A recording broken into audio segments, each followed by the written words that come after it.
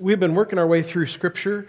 I was wishing I had a lesson on pork or something like that right now. But we're going to be looking at David here in 2 Samuel chapter 9 and a promise that he had kept and remembers.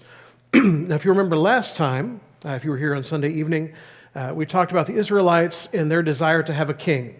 And their desire to have a king was, even though they wouldn't put it in these words, it was kind of a combination about being like the nations around them, and they did mention that part. But what God saw it as, and what it really was an attempt to replace God with something else. And really, at its core, kind of an attempt to replace God with their plan that they thought was probably better anyway.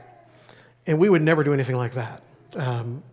Now, I think if we could step back from it enough to realize that's what we're doing at times, we would probably realize how bad an idea it is. But sometimes God's plan is not the way that we might want to do it. And for Israel, it clearly was not that. They had judges along the way, and clearly they had God who they were following, and they felt like something was missing. So they asked for kings.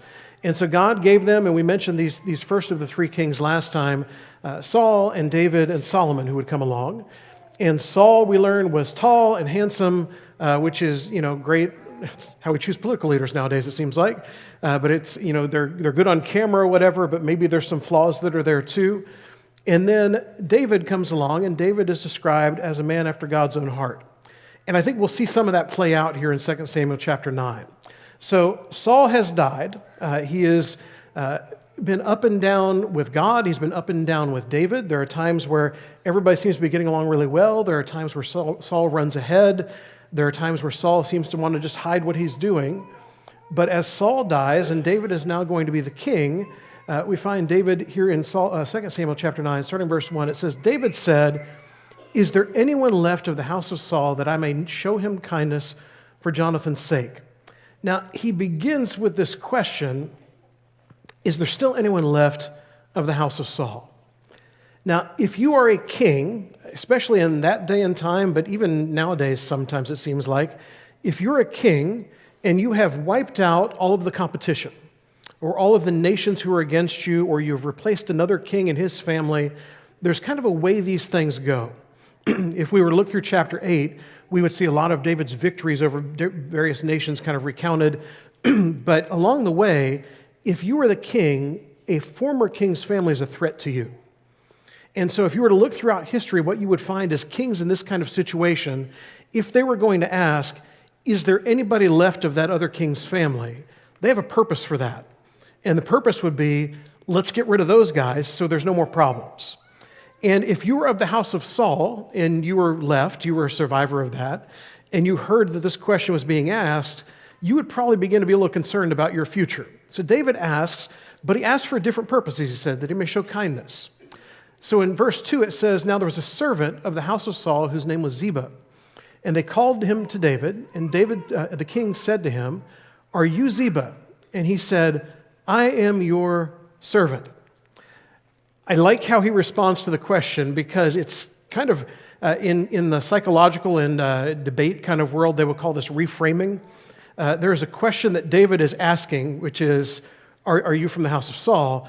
But that's not really what Ziba wants him to know. He wants him to know, we're good. I'm on your side here. I may be associated with Saul somehow, but I am your servant, and I want to make sure you understand that.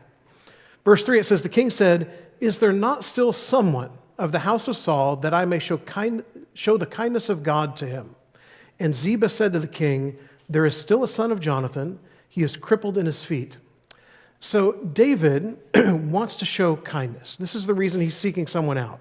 It is not to get even, which even what we have read so far in Scripture, we've seen moments where either that is the thing that happens or the thing that we think is probably going to happen. If you remember when Jacob encountered his brother and their last parting was not the best thing for him, when they got together, Jacob was concerned. And Jacob wondered what would happen from that. And so David makes it clear to Ziba, I want to find if there's a person out there, but the reason for it is I want to show him kindness. And the reason for this is a promise that was made to Jonathan back in 1 Samuel chapter 20. Starting verse 14, Jonathan says, "If I am still alive, show me the steadfast love of the Lord, that I may not die.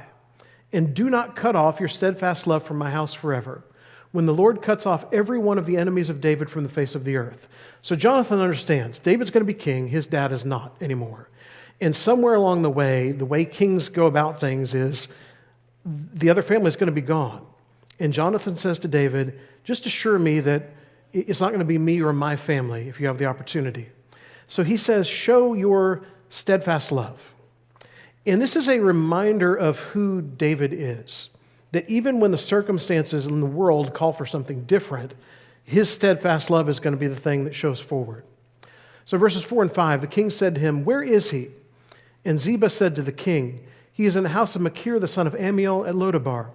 Then King David sent and brought him from the house of Machir, the son of Ammiel at Lodabar. And Mephibosheth, the son of Jonathan, son of Saul, came to David and fell on his face and paid homage.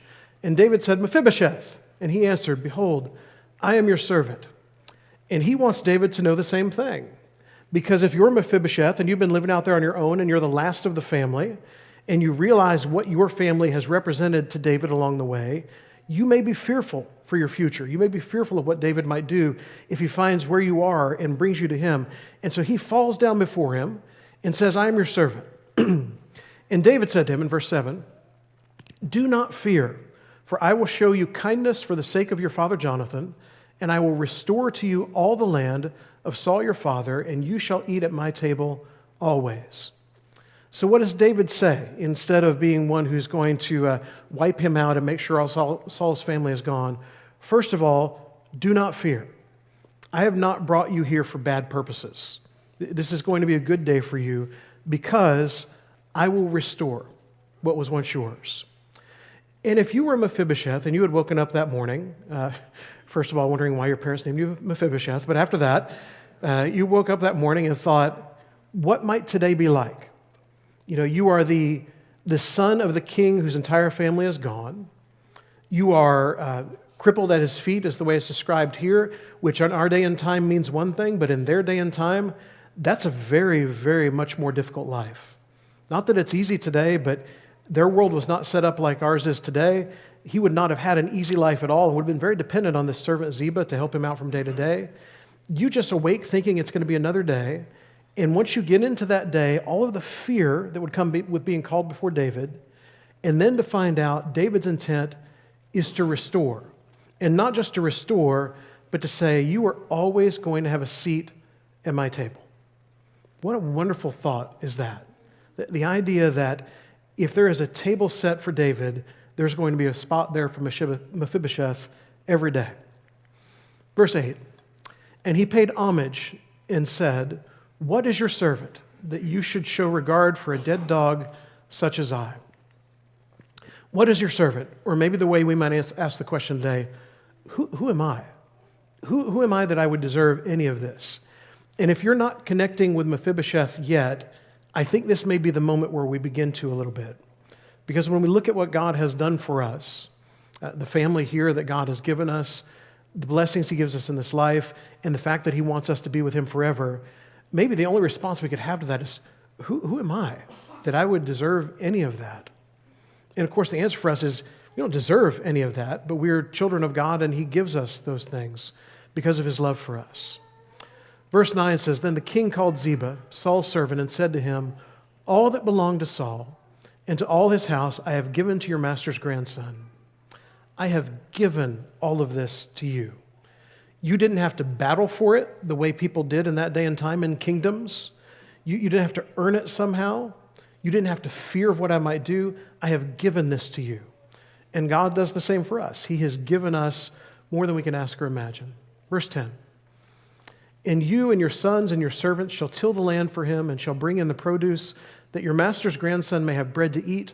But Mephibosheth, your master's grandson, shall always eat at my table. Now Ziba had 15 sons and 20 servants. Then Ziba said to the king, according to all that all my lord the king commands his servant, so will your servant do. So Mephibosheth ate at David's table like one of the king's sons. He was not just someone that a truce had been made with. He was not just someone who, as he may have thought at the beginning of the day, needed to be fearful of David, but he was now going to be treated as one of the king's sons. I've read through this chapter a lot of times in life at one time or another. I've heard sermons about it. I've heard classes about it. I don't know that it ever really clicked with me as much as it did this week, just how much this parallels life for you and I. That we have this world that maybe we're fearful of, and maybe sometimes we think of God and all his power as someone that we should not just respect, but even be fearful of what he might do. I think the world around us struggles with the idea of God because of something like that.